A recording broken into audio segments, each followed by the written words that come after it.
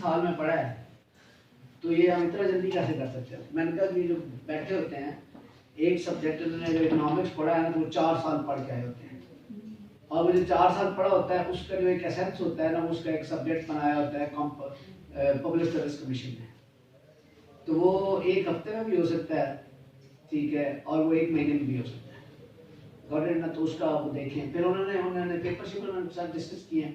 Syllabus इसका सिर्फ हिदाया लिखा हुआ है वहाँ पे, कंप्लीट सिलेबस दिया हुआ है, वो भी तुमने मुझे भेजने हैं, ठीक हो गया। वो मंडे को 4 बजे से लेके 7 बजे तक आपकी फिका की क्लास है, ठीक है। तो चूंकि फिका मुझे तो पता ही नहीं है कि होता क्या है, मैंने मुस्लिम जूरिस्प्रूडेंस लॉ में पढ़ी है, ठीक है, लेकिन वो और चीज होती है, वो तो वो शादी के कवानीन है, मुझे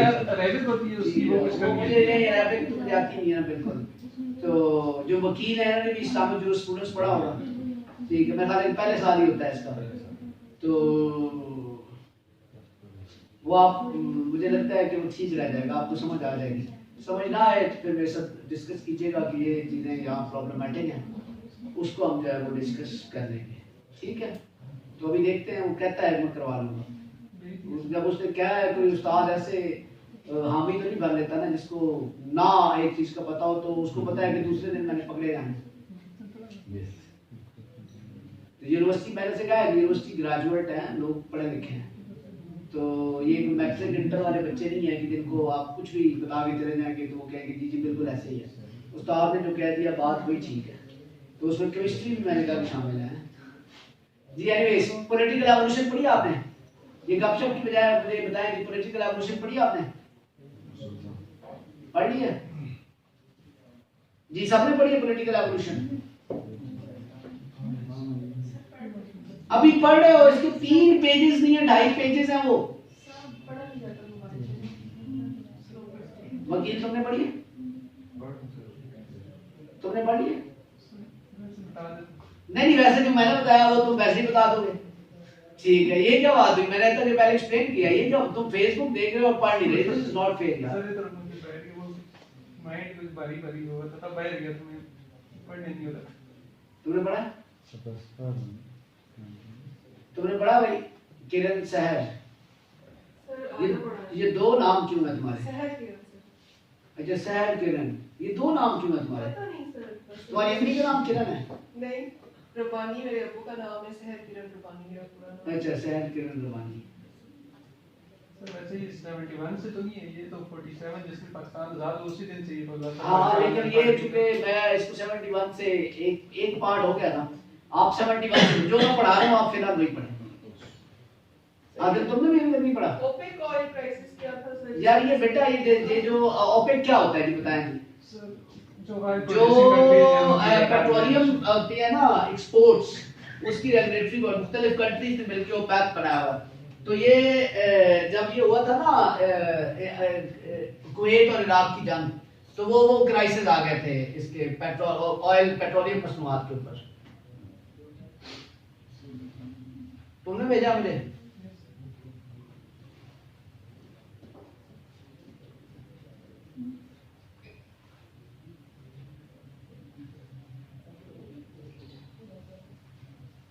जी बस ठीक है, ओके जी। किरण आप पढ़ो बेटा, आप पढ़ो 1971 से 88 तक जरा। The division of Pakistan meant Zulfikar Ali Bhutto and his Pakistan People's Party found themselves governing the country. This was perhaps the best time for civilian politicians to assert themselves over the military, since the latter found itself humiliated and devoid of pride and public support after the 1971 incident. यानी उस वक्त तक वो अपने आप को बहाल कर सकते थे, बेहतर कर सकते थे, लेकिन उस इंसिडेंट ने उनका सारा काम कबाड़ा कर दिया। जी बेटा।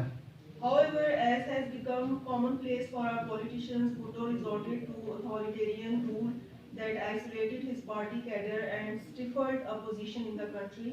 Although Bhutto had soared to popularity on his socialist mandate of स्टिफन क्या होता है भाई में?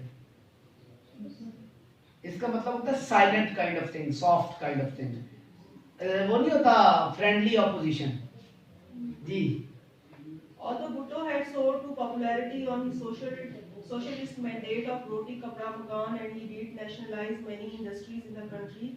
His failure to implement his land reforms and his action against prominent trade unions highlight a sharp dichotomy and dissonance. Dichotomy मतलब दो हिस्सों में divided ji. And dissonance in his ideology. जी आगे. Bhutto's taste for authoritarianism was only compounded by an economic crisis that gripped Pakistan. देखो economic crisis उस वक्त ही पाकिस्तान के ऊपर जो है वो मंडलाए हुए थे जी. The floods in 1973 to 74 and the OPEC oil crisis that triggered a global recession all contributed to decreasing Bhutto's. What do you mean by the word recession? There are two words. One is recession and second one is depression. Financial recession and financial depression. Financial recession means ऐसे economic crisis, ऐसे financial crisis जो short term के लिए होते हैं, एक महीने के लिए, 2 महीने के लिए, 6 महीने के लिए हालात खराब हो गए, वो क्या हुआ? रिसेशन. और अगर वो प्रोलॉन्ग कर जाए, लंबे हो जाए जिस तरह पाकिस्तान के हो रहे हैं, तो then it would be called economic या फाइनेंशियल डिप्रेशन. ये याद रखिएगा, रिसेशन और डिप्रेशन का फर्क याद रखिएगा जी बेटा. All contributed to decreasing Bhutto's popularity in the country. It thus और इन्हीं हालात की वजह से भुट्टो साहब की पॉपुलैरिटी जो है वो डाउन होना शुरू हो गई थी और फिर ज़िया साहब ने उसका फायदा उठाया था जी. It thus only seemed inevitable that the military would reassert itself, and the straw that broke a camel's back was the claim that. एक सेकंड ये कहाँ पे फिर रही हो? It thus only seemed Bhutto's popularity in the country के बाद. Bhutto test for authoritarianism वाला पैराग्राफ है. सर ये तो मैंने पढ़ ली है. सर सेकंड पेज बिकॉज़ जाओ ना ऑपरेशन रूल पढ़ रही हो. इससे ऊपर वाला पैराग्राफ पढ़ लो सर. दोबारा पढ़ो शुरू से. Bhutto's taste for authoritarianism was only compounded by an economic crisis that gripped Pakistan, the floods in 1973 to 74 and the OPEC oil यानी पाकिस्तान में शुरू से शराब भी थे हैं जी. that triggered a global recession all contributed to decreasing Bhutto's popularity in the country. It thus only seemed inevitable that the military would reassert itself, and the straw that broke the camel's back was the claim that Bhutto rigged the 19. What do you mean by ये आपको मैंने idiom दिया था? Straw break the camel's back. ये वाला नहीं था. इसका मतलब क्या होता है? ये लफ्ज है break the camel's back. किसी के साथ ऐसा बुरा होना कि जिससे वो बहुत अपसेट हो जाए, इसका मतलब ये होता है. किसी के साथ इतना बुरा होना कि वो बहुत अपसेट हो जाए, इसको कहते हैं break the camel's back ji. That Bhutto rigged the 1977 elections as opposition to. अब ये इल्जाम आ गया कि भुट्टो साहब ने 1977 के इलेक्शन को रेक किया है, जिसकी वजह से भुट्टो साहब के साथ जो है वो कॉन्फ्लिक्ट ज्यादा बढ़ गया जी. As opposition to Bhutto mounted General Ziaul Haq led Operation Fair Play on the 5th of July 1977 and ended Bhutto's rule. जी आगे चलें. Ziaul Haq's oppressive rule continues to haunt Pakistan's political and social fabric. Zia abrogated the 1973 constitution and added the. Abrogate का मतलब होता है रद्द-बदल करना, तब्दील करना, इस तरह की कोई चीज जी. And added the infamous 8th amendment that would debilitate Pakistan's democracy for the next 20 years. Disturb किया. अच्छा. Zia's rule also blended a myopic view of Islam with authoritarian rule, which gave birth to many radical movements that flogged Pakistan. Plague कहते हैं ये ताउन की बीमारी होती जो ऐसे छूने से लग जाती है और वो फैल जाती है जी. ज़ियाउल हक के बारे में वो कहते हैं कि ज़ियाउल हक ने जिस तरह से रूल करना शुरू किया था वो अनडेमोक्रेटिक था, वो अथॉरिटेरियन था, ठीक है, और वो पब्लिक के लिए काफी ऑप्रेसिव किस्म का था. लेकिन बहुत सारे लोग ज़ियाउल हक के फॉलोअर भी हैं. इस्लामिक वैल्यूज को बड़ा हाँ, इस्लामिक वैल्यूज के ऊपर जो है वो करते हैं. लेकिन एनीवेज उस पर बाद में कभी बात करेंगे जी. बेटा आप बंद करें, आप पढ़ेंगे वकील साहब. 1998 to 1999 controlled democracy and the decade नहीं of सर आपने Zia also took the moment. Zia also took the momentous लिखा हुआ है ना? जी जी जी हाँ। Zia also took the momentous decision to place Pakistan at the vanguard of Americans war. Vanguard क्या होता है? सामने, जी front, ji.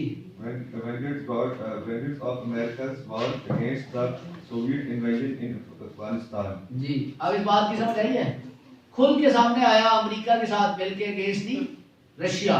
Ji CIA and Pakistani funded Mujahideen took on Soviet forces in an operation that radicalized Pakistani society and gave birth to the present blend of conservatism that has conservative होता है ना, कंजर्वेटिविज्म।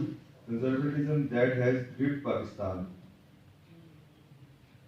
बहुत ज्यादा लोग जो traditional और conservative होते हैं यानी फंडामेंटलिस्ट इनको कहते हैं, ये है बात। जी Zia's tenure was another significant setback to the democratic project in क्योंकि हम Pakistan. बात ही डेमोक्रेसी के कर रहे हैं, पॉलिटिकल प्रोसेस की बात कर रहे हैं, तो इसके लिए एक बहुत बड़ा सेटबैक था ज़िया का दौर।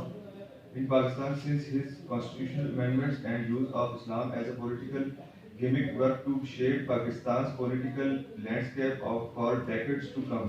It was only his death in a mysterious plane crash on the 17th of August 1988 that ushered in a new, albeit significantly curtailed period of democracy in Pakistan. यानी कि उसके मरने के बाद जो है वो डेमोक्रेसी की दोबारा इब्तिदा हुई थी, ठीक है, और जब तक वो जिंदा थे तो पॉलिटिकल जो सिचुएशन थी मुल्क की वो बहुत ही ज़्यादा मिजरेबल थी, डेमोक्रेसी नाम की कोई चीज़ नहीं थी। जी आप पढ़े on. Pakistan 1990s oscillated between rule by Nawaz Sharif and Benazir Bhutto, the daughter of the East. Benazir made a remarkable return from austerity in 1988 when her PPP surged to power in that year's elections. However, General Zia's legacy continued to stifle democracy in Pakistan, with Benazir coming in direct conflict with the now far more powerful position of president and the army. Indeed, it was the 8th Amendment that paved the way for President Ghulam Ishaq Khan's dismissal of Benazir government in 1990. 18वीं तरमीम को इस्तेमाल करते हुए 8वीं sorry Presidential powers. हाँ जी good शाबाश जी। Hello वालेकुम जनाब। हाँ बिल्कुल वो कंफर्म जी sir.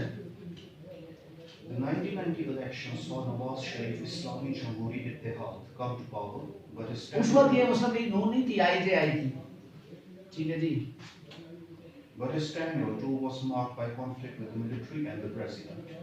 Nawaz made a wise decision to keep Pakistan out of the first Gulf War and laid the grounds for what would become Nawaz's brainchild. Gulf war मतलब Iraq और Kuwait वाली war ji.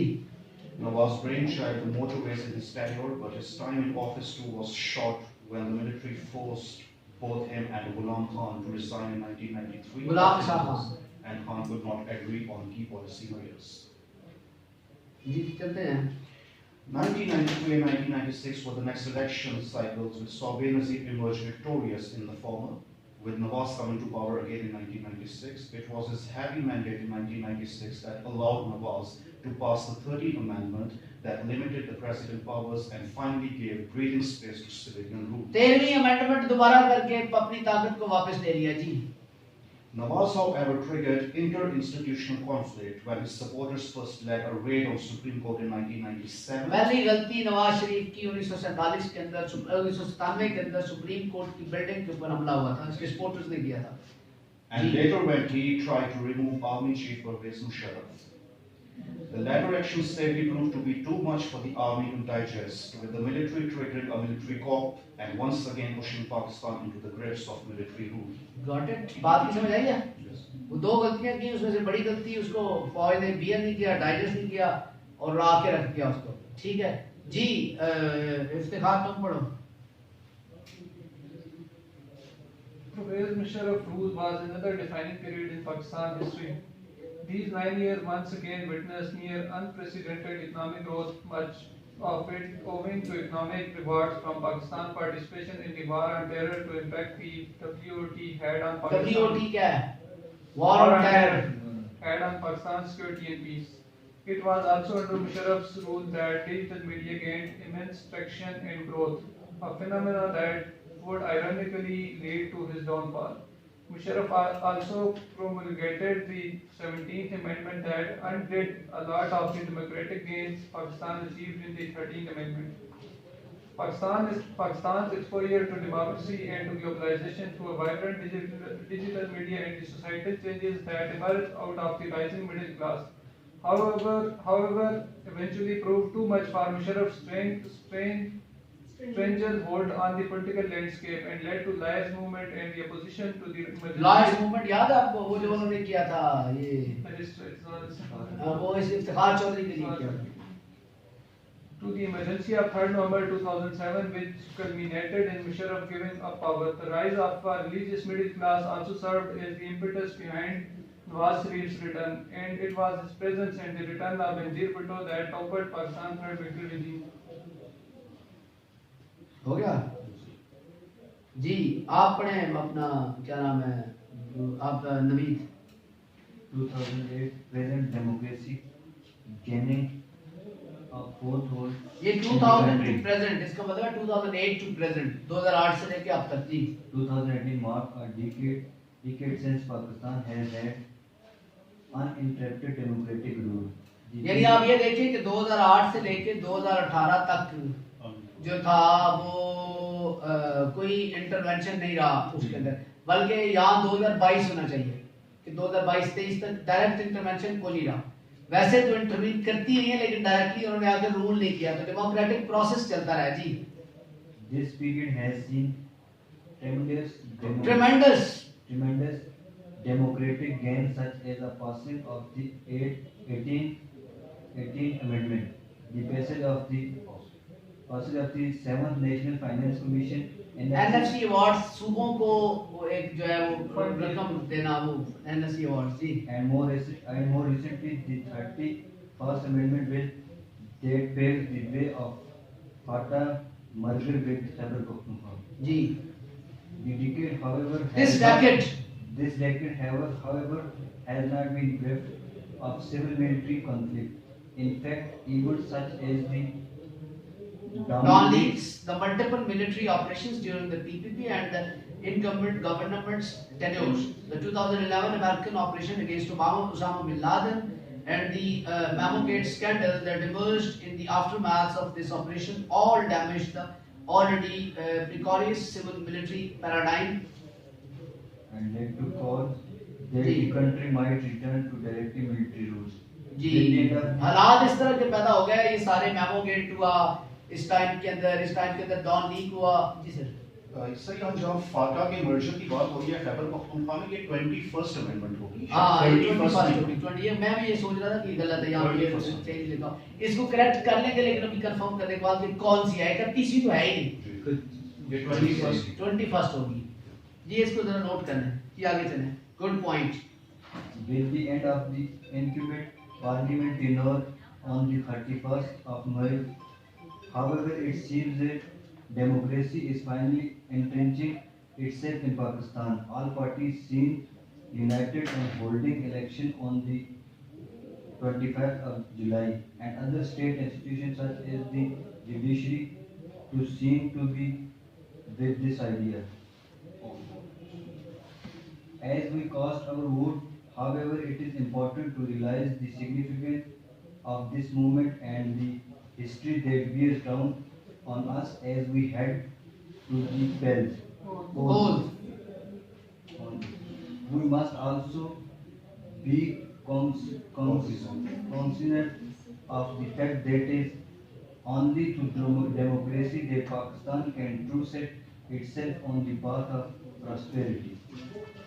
In April 2022, regime change operation was happened and dethroned the PTI government, and again the Prime Minister could not complete this tenure of 5 years after Imran ouster a government of mixed parties established, and from the day of this new government, Pakistan has been a serious social, political, and economic crisis in the country.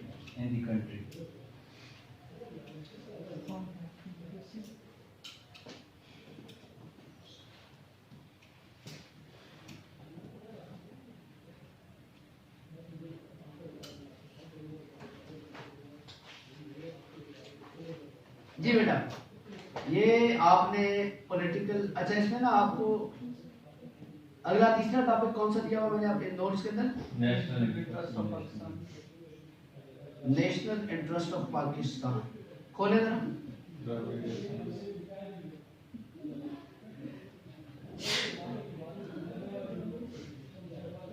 National interest of Pakistan का synopsis पढ़ें।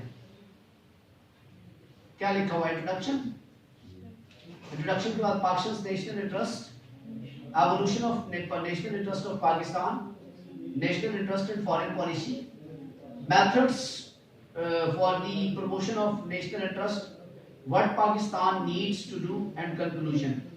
National interest पे हम काफी सारी बात कर चुके हैं कि पाकिस्तान का नेशनल इंटरेस्ट पहला सर्वाइवल है, उसके बाद पीस, सिक्योरिटी, प्रॉस्पेरिटी एंड क्या बोलते हैं उसको, डेवलपमेंट है। ये आपके नेशनल इंटरेस्ट हैं।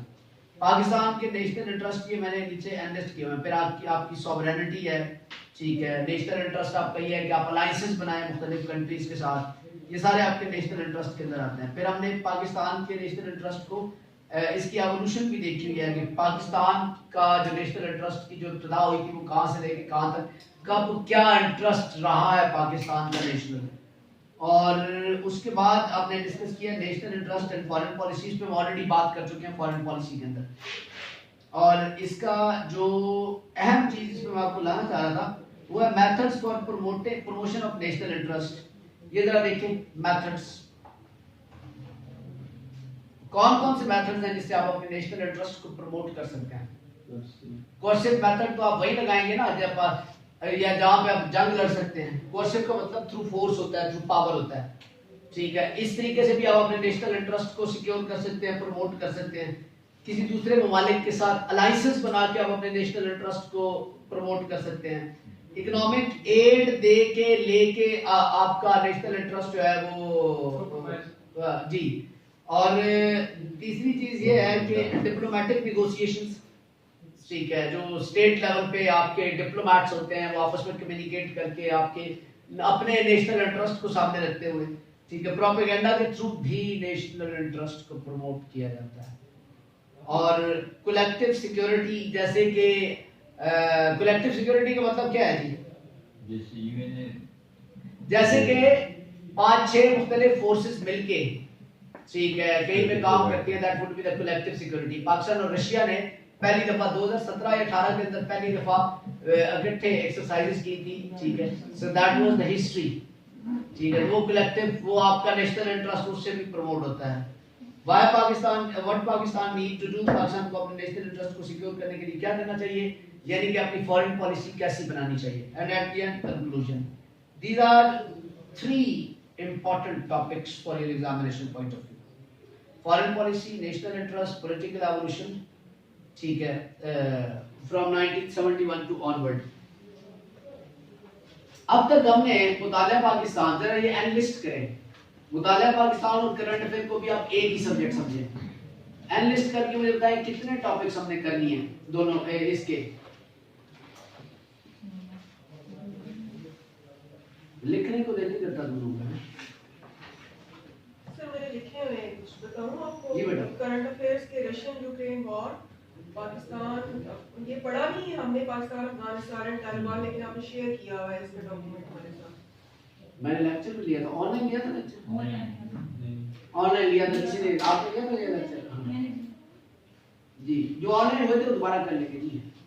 इकोनॉमिक क्राइसिस ऑफ पाकिस्तान, हाँ, पॉलिटिकल क्राइसिस ऑफ पाकिस्तान। ये दोनों क्राइसिस अगर आपको आते हैं ना तो आधा पर्चा आपको आता है पाकिस्तान अफेयर और करंट अफेयर। कहीं मैं वाज़ह बता दूं, टेक्निकली ना बंदे की अंडरस्टैंडिंग क्या होती है कि आप पेपर देखें, अगर आपको क्राइसिस के ऊपर पेपर होता है नॉर्मली, इस तरह याद रखिएगा, जो इकोनॉमिक क्राइसिस या पॉलिटिकल क्राइसिस होते हैं ना, पूरा पेपर उसी के गिर्द घूमता है, सवाल कहीं ना कहीं से घुमा फिरा के वो ही ले जाता है।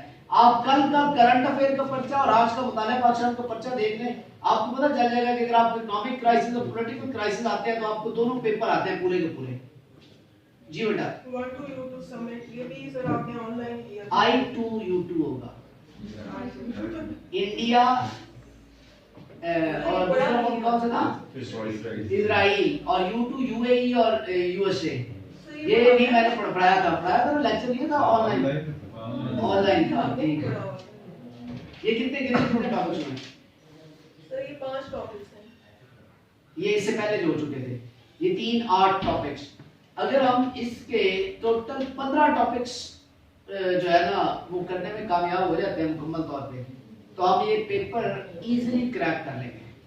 अगला जो हमारा सवाल होगा, टॉपिक होगा, जो हम नेक्स्ट वीक में इन्हीं दिनों में करेंगे, आखिरी दिन में, वो एनर्जी क्राइसिस। वो भी उसमें हम 3 टॉपिक्स जो है वो कर लेंगे। एनर्जी क्राइसिस पे एक टॉपिक रखेंगे, एक वाटर, और उसके साथ वाटर क्राइसिस को ऐड कर देंगे। ठीक है, एक टॉपिक मैंने आपसे करवाना है जो कि ऑर्गेनाइजेशंस का है। आप लोग असाइनमेंट नोट करें जरा।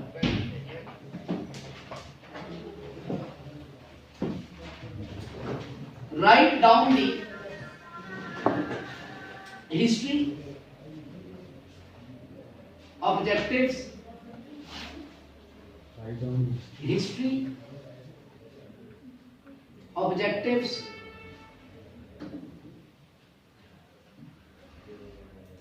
functions, and latest summits of the following organizations. Summit से summits मैंने बना दिया, of the following organizations: OIC,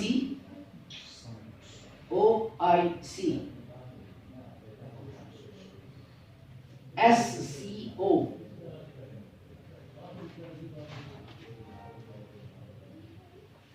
SARC, UNO। कितनी हो गई? Enough। क्या लिखना है?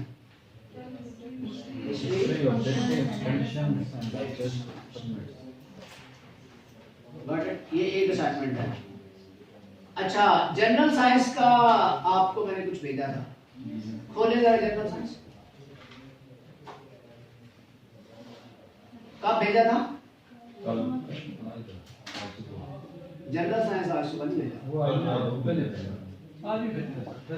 हाँ, जनरल साइंस भेजिए आज। मिनरल्स वगैरह। हाँ, रात को भेजे थे तुमने, आज देखियो इडियट। वही आज सुबह ही है सर, बारह के बाद 2 बजे भेजे। 2 बजे भेजे थे। ऐसे बैठा आज हाल है, इनको भेज दूं।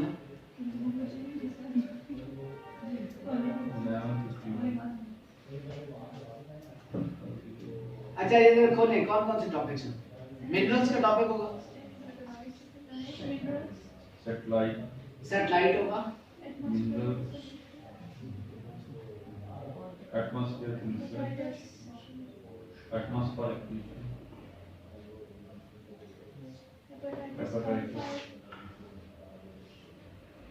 वाइल्ड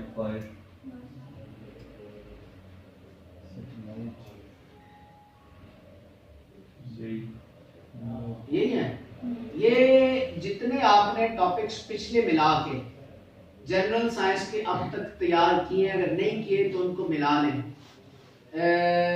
इस्लामियात की क्लास के फौरन बाद, जिस दिन मैंने आना है, इस्लामियात की क्लास के फौरन बाद, ये क्लास इस्लामियात की आप ले लेंगे, उससे अगले दिन जब मैं आऊँगा तो पहले 20 मिनट आपका क्विज है इसका। जो कुछ आप पढ़ चुके हैं इसका पहले 20 मिनट्स, और यही मैं फौरन चेक कर दूंगा, बल्कि यहाँ सारे करके बैठेंगे और उनको बताऊंगा कि इसका जवाब ये है, तो आप इसमें आपने क्या लिखा नंबर लगाएं। कितने मिनट का क्विज है?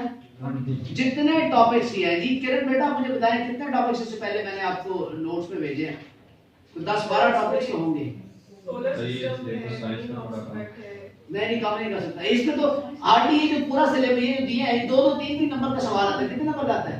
5 ठीक है, तो ये 5 नंबर के हिसाब से मैंने दिया होगा। CSS वाला तो बड़ा टफ था। ये जो भी आपको मैंने नोट भेजा था, पहले का बना हुआ था मेरे पास। इस नोट के अंदर से 10-15 नंबर सीएसएस के सवाल में आए हुए हैं। वाइल्ड फायर भी आया हुआ है, हेपेटाइटिस भी आया हुआ है, और कुछ और भी आया हुआ है। सर ये 12 टॉपिक से, लेकिन वोल्केनोज आपने भेजे नहीं है। वोल्केनोस को स्किप कर दो। अब ये देख, वोल्केनो मैंने स्किप कर दिया है, ये देखो वोल्केनो मैंने निकाल दिया। ठीक है, इसके अलावा पहले 12 टॉपिक्स हैं सर 11 टॉपिक, और इनको ऐड करके कितने बनते हैं? 15-16। दिस इज नॉट लाइक अगला टॉपिक हमारा होता है प्लास्टिक, सेरामिक्स, बैलेंस डाइट। ठीक है, तो थोड़े डाइजेस्टिव सिस्टम पे भी गल कर लांगे, सेल्स होते हैं। सर ऑर्गन्स की फंक्शन पे बड़ी आपको वो करेंगे, सारे करेंगे। ठीक है, ये भी आपने जिस दिन पहली क्लास मेरी होनी है, ये आपने करके आना, और ये असाइनमेंट भी आपने करके आनी है। अगली चीज, 3 टॉपिक्स आपने आज पढ़े। हर टॉपिक के ऊपर मुझे एक समरी चाहिए 10 पॉइंट्स की सूरत में, जो मेरी कॉपी शुदा ना हो, बल्कि आपने उसको अपने तरीके से लिखा हो। 10 पॉइंट्स इन तीनों टॉपिक्स के ऊपर, यानी आप इसको कंसंट्रेशन से पढ़ेंगे इस तरह से। पूरे टॉपिक के 10 पॉइंट। हाँ, जैसे पॉलिटिकल एवोल्यूशन है, उसको 10 लाइनों में लिख दो, 10 पॉइंट्स लिख दो।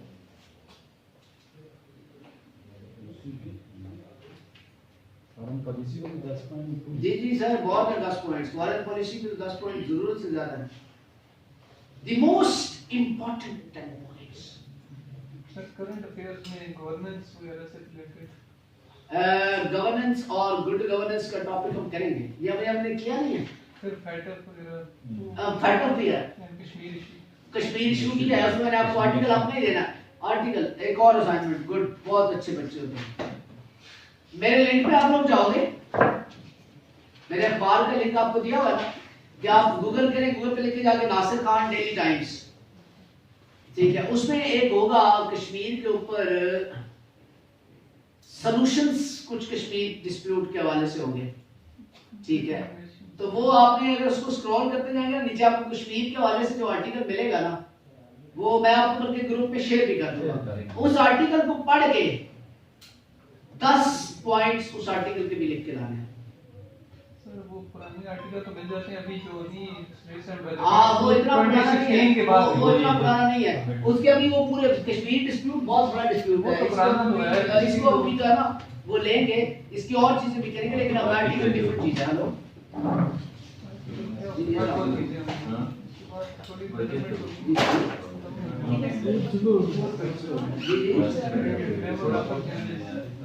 ये ठीक है, लास्ट में लेकिन सर जो है उसके कभी नहीं गया, बहुत ज्यादा शदीद है।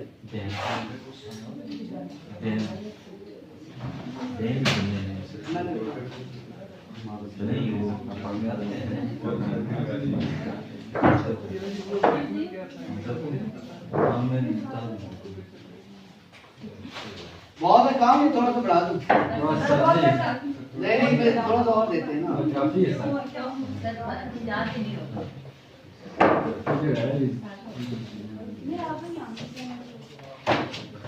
सर जाए। वाह, मुझे एक मैसेज आया, सुने एक ना, एक सेकंड। मेरी किताब है, मेरी किताब कोई, ठीक है, तो नीचे लिखा हुआ है अस्सलाम वालेकुम, मुझे ये किताब चाहिए, इसकी प्राइस क्या है और अपना अकाउंट नंबर भेज दें, मैं आपको किताब जो है उसके पैसे भेज दूंगा। पोस्टल एड्रेस लिखा हुआ है नीचे। अच्छा आ गया है।